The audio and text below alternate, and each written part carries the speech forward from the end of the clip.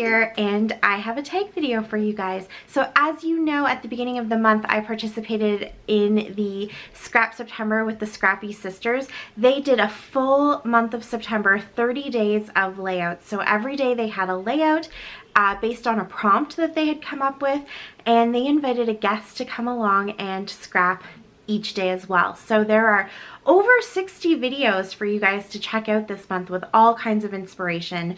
It's tons of fun. So the playlist is down below, so you can go and check that all out. But to cap off the month, we are doing a tag video. So these are all questions that revolve around our YouTube channels, a little bit of like how-to and stuff like that, and just some fun extra knowledge for you guys. Hopefully it gives you some tips and some encouragement and inspiration if you want to start your own channel but are maybe a little bit hesitant about it, or if you do have a channel but you haven't quite dove right into it. Maybe you'll be able to get something out of it. So again, playlist is down below so you can check all of these out, but let's get into the questions because there's 10 of them. So question number 1 is, what is something that you wish someone had told you before you started your crafty YouTube channel? I think the biggest thing that I wish someone had told me, or maybe not even told me, but just someone who could have been there to continuously remind me about, is to stop comparing yourself to other people. When you start your channel, it's really easy to get caught up in all of the other channels that you've been following, and you may have been following them for a long time.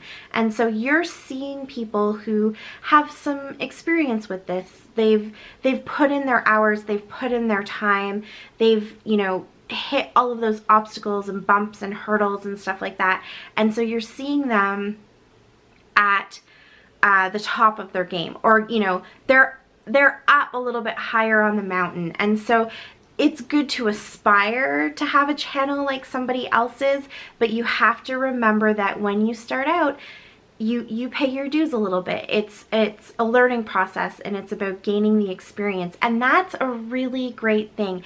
And don't try to rush through that, because throughout that learning process of starting your videos, figuring out how you want them to look, figuring out how you're going to set up your cameras and your you know, your desk, and how you want to edit your videos and all of those things, that process really helps you to develop your own character for your channel. And you don't want to be like anybody else's channel. You want to stay true to yourself and be unique to you. And so give yourself the time to allow that to develop, and don't be in such a rush, because it's really hard to compare yourself to somebody who might be doing this as their full-time job, someone who's actually being paid to create. They're always going to be on the top of their game because that's literally what their job is. And so you can't really compare yourself to that at the beginning. You can aspire to it, but keep working, work through those processes. Don't worry about all of the little bumps you might hit. Just keep working through them, stay true to yourself, and you will get there in the end. That was a long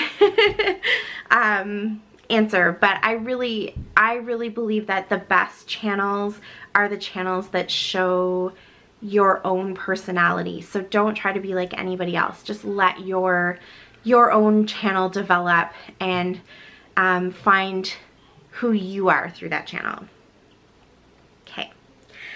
Question number 2. What is the best thing about having a crafty YouTube channel? Hands down, it's the community. It's you guys. It is so great to have this really strong community of people who come together, who love to talk about the things that we love, the passions we have for paper and glitter. Okay, not all of us love glitter, but some of us love glitter, and we appreciate those who do, even if we don't, and glue and all of these things. I think we're just such a positive, uplifting community, and we're a very close community compared to some of the other YouTube niche communities that are out there. So I really love that having a YouTube channel gives me the opportunity to connect with you guys and share some of my passion with you, and you guys share it right back with me. So I think that's really awesome. Question number 3. why did you start your channel? So I started my channel a few years ago when I was actually teaching scrapbooking at Michael's, and people were asking me if I had a place where they could go to take a look back at all of the little tips and tricks and stuff that I had been giving them throughout the classes. Because the way that Michael's classes are set up, actually it could have changed now. I haven't done a class in a really long time there, but the way that they were set up is that you only had a couple of hours. So they were very much project driven or product driven. And in that time, I would often talk about other things you could do with the product, or ways that you could manipulate the project or expand on the project, but they didn't always have time in the class to be writing down all of those notes and thinking about all of those other things. And so a lot of people were asking me, could I compile all of the tips and tricks and suggestions and stuff like that somewhere else that they could go back and reference them. And then a lot of the stuff that I was bringing into class, because I started out scrapbooking at a time where, like really scrapbooking the way that I do now, at a time where I had just had a baby and my husband was in school. I had just graduated from university. You know, we didn't have a lot of money, and so I was really scrapbooking on a dime and finding ways to take the stuff that I was seeing on YouTube and seeing out in the crafting blogs and stuff like that, finding ways to use what I had to do those same things. And so in those early days when I was coming into Michael's with my little travel kits and stuff that I had been putting together, people were curious about them, and so oftentimes I would get questions about that, but couldn't spend a lot of time talking about it because the classes needed to keep going forward, and you know, really you had to keep the focus on the reason that they were there. So I started a blog, and I was keeping my blog up okay. I still have it, but I felt like so many of the techniques just work better when you can actually take video and show yourself doing them instead of just writing about it. And so a YouTube video just seemed like the most natural thing. I had no subscribers for a really long time because it was literally just a place where I could tell my students, here is the project that we're working on and here are some techniques, so go watch this video if you want to, you know, keep referencing those techniques. But slowly, as I gained my confidence and shared my channel with more people, I adapted my channel, and so I feel like I don't do a lot of the tips and tricks stuff anymore that you see in my really early videos. But that is where it came from, and I had so much fun doing that stuff, and they're really basic videos when it comes to like lighting, and I was using my cell phone and, you know, very basic that way, but people appreciated that I was sharing some of that information. And I have one student that I still see quite often who still goes back and watches a few of those older videos so that she can refresh herself on some of the tips that were almost specifically geared towards her, even though I didn't mention her by name. Okay, question number 4. Is there a meaning behind your channel name? Sort of. So I go by KaezMum because my name is Jennifer. Most popular name of 1981. Everybody's name is Jennifer or Jen. Most people call me Jen. And so I wanted to find something not just for YouTube and for scrapbooking, but for most of my social media that just set me apart from all the other Jennifers. So when my daughter was born, I started using KaezMum. Her name is Kaylin, and I'm KaezMum. So that just kind of stuck with me over the years, and just became really easy for me to use that. And then I do also sometimes use my 3 turkeys, which when we adopted our boys, I wanted a way to incorporate them into it as well. And I do call them my 3 turkeys. I refer to my kids that way all the time. I call them little turkeys. So I have that on my Facebook page, and you'll see it sometimes on YouTube or on my blog.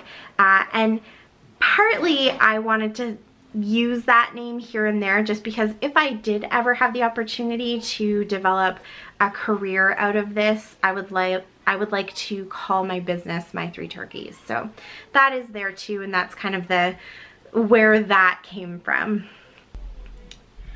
Question number 5. What do you film your videos on? So I film on a Canon G7X. I've been doing it for about a year now, and I absolutely love it. It has the ease of point and shoot, but it also gives you a fully manual option. So if you enjoy being able to play with your camera a little bit more and have a little bit more of those DSLR type features, then it's great. If you just want to stick it onto auto and let it do its thing and autofocus and stuff like that, then it's also really great. I don't often have to play around with the settings. Sometimes you'll see it gets a little bit blurry depending on the lighting, because you can see here I scrap in front of a window. So depending on the lighting, I might have to manipulate my blinds a little bit, and if I'm using white cardstock. But for the most part, I just set it up, click the button, and away it goes. I did start on a cell phone though, so that is a really great option. And most people have cell phones now with a pretty high quality of camera and video, so it's definitely a good place to start. Or for some people, it's the only thing that they use, and it's just really easy. And I think that that is the key for me, is that I didn't want anything to be too complex, because that would stop me from wanting to do it if I had to learn how to use my camera and make it work for me and stuff. So, but I love my Canon G7X. It works really good. And let me give you a little glimpse of it, and so you can kind of see how I'm filming right now, just so you can see why I love it so much. So I'm going to use my phone to video. So there you can see I am on a stack of books. I'm just on my book cart. I just really quickly stacked it up like that, but see how you can see here that the screen flips up? That makes it really easy for you to see what you're filming and just kind of keep yourself in check to make sure that you're in the frame and that everything is looking good. So that's why I love that one. Okay, I'm back. Question number 6. How do you edit your videos? What program do you use? So I edit my videos on my laptop. I film them on my G7X. I just take out my little SD card, pop it into my laptop, and I use Wondershare Filmora. I think that there are a ton of really great programs out there. Some are free, some are really expensive, some are kind of middle of the road, and Filmora is middle of the road. But it gives me everything that I need. So I did start out with Windows Movie Maker, and then as soon as it stopped being supported, which means you don't get updates anymore, they don't fix glitches or anything like that, I continued to use it for a little bit, but as it was getting a little bit glitchy, I realized that I needed to upgrade to something. So I love that this still gives me the ease of Movie Maker, but also lets me do a little bit of extra. And so I'm not a huge editor on my videos. I don't add a ton of transitions and all of those other things, but I could if I wanted to with the Filmora program. Question number 7. Do you create your own thumbnails? If so, what program do you use to do that? I don't. I think for me it's just about ease. I work outside of the house. I've got 3 kids. 2 are competitive dancers. 1 is a competitive lacrosse player. I don't always have time to set up thumbnails and figure things like that out.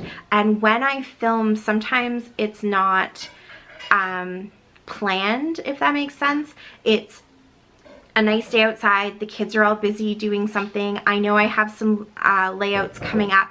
I always keep a calendar of when my layouts are due and when I kind of need to have them filmed by and edited by. And so sometimes it's very spontaneous and I just start filming and don't always think about taking a thumbnail. I do use thumbnails when it comes to series or my design team work, or hops and things like that. So if someone else has provided a thumbnail for me, I will definitely use it, but I rarely create them on my own. I usually just try to find an image within my video that I think looks okay, or in Filmora I can actually create a title page that comes up before the video starts, and I will often use that as my thumbnail. Maybe in the future I'll play around with it, but for now I'm okay not having them. Number 8, how do you get your filming device to film overhead shots? So that is really easy. I'm just going to move you a little bit. You can see here I have a tripod on a desk, on my desk. And then attached to it is this arm. And I actually just got that arm at Dollarama, so it only cost me $4. I know, dollar store, but nothing there costs $1. But I do have an extra one, so let me show you. So basically, I can clamp my camera into this clamp and have it facing any angle, so I can have it facing down, and then that way I can film overhead here. So let's go for a little ride so you can see what I mean.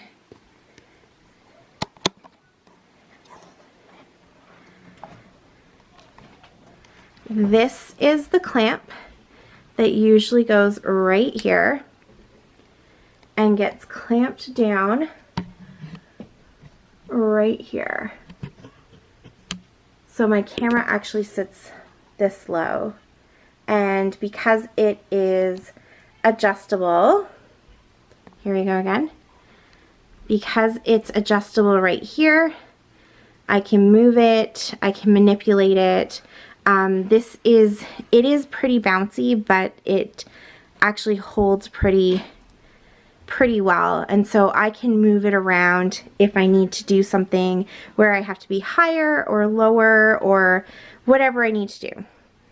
And then that's just my tripod that sits on my desk.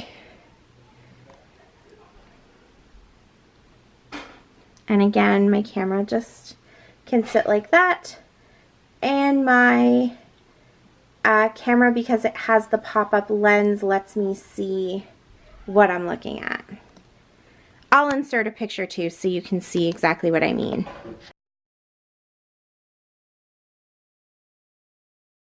Number 9. Do you use any special lighting for your video? If so, what? I do not. I have 2 really big windows here in my living room. I scrapbook in my living room. So I have 2 really big windows, and I try my hardest to always film during daylight, which can be really hard because living here in Canada, in the next couple of months, the daylight is going to start fading sooner and sooner, and usually by November, we're hitting sunset at like 4:30, so really early. I usually am driving to work in the dark and driving home in the dark. So on days when it's just too dark and I'm not able to do it, I have a lamp right here that has sort of a nice soft glow to it. And I have this right here, going on another trip. I have this tree that my husband bought me for Christmas, and it's got lights on it, and it sits on my desk, and I just decorate it for all the different seasons, so it doesn't normally have those leaves on it. That's just for fall. But I find that because all of the branches are wired, that I can really manipulate where the light is going, and it's big enough that it lights quite a large area, so I think that that works really well.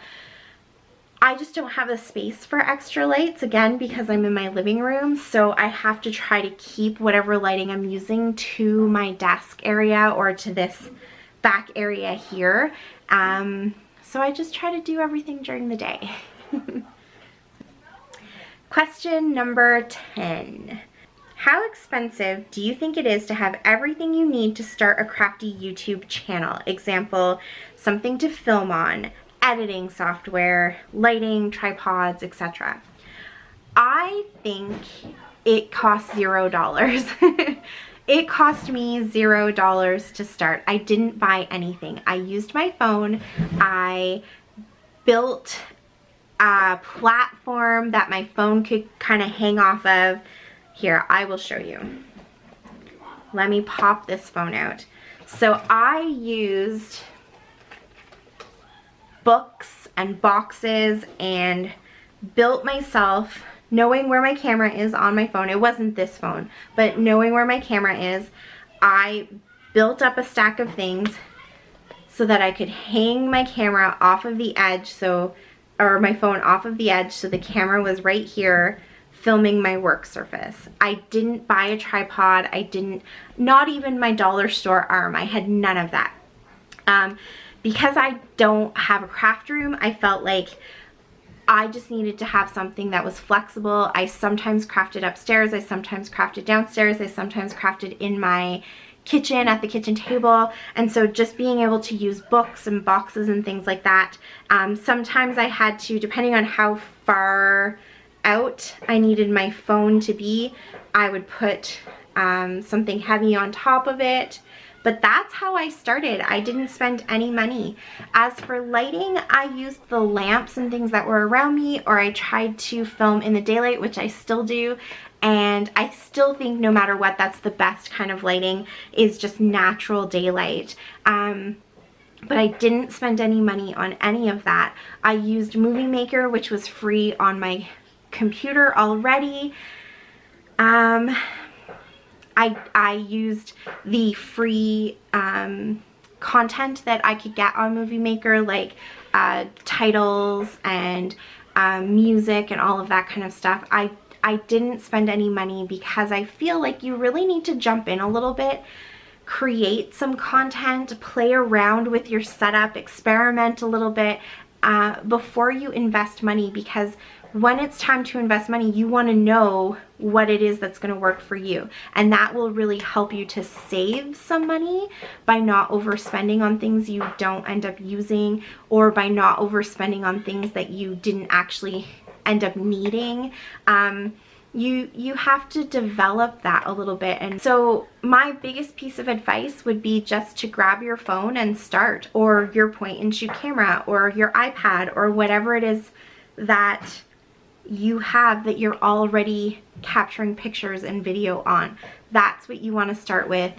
You know, get a little bit creative, and as you keep making those videos, and you'll start to come across the things that you would like. So if you're using a free program to edit your video, and one day you decide you really want to have some sort of special transition or something like that, then you can go and start doing research on maybe a program that will cost you some money but allow you to have that transition. But if you don't know that that's something you're going to use, then I don't think you should be spending the money on it.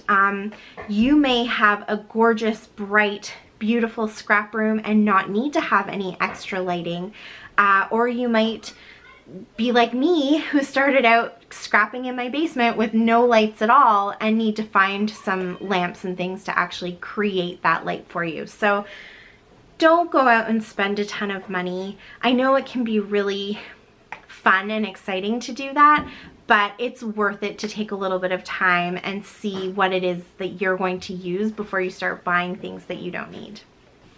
All right, that was all 10 questions. Thank you so much for joining me. I hope that I was able to give you a little bit of information. Maybe something will help. Let me know down below what your answers to these questions are, because I love finding out from you guys what your experiences are and tips and hints and tricks and stuff like that. And if you do have any other questions for me, you can leave them for me down below as well. Go check out the playlist so that you can see all 30 days of scrapbooking and visit all of the other tag videos that are going on today. And until next time, happy scrapping. Bye.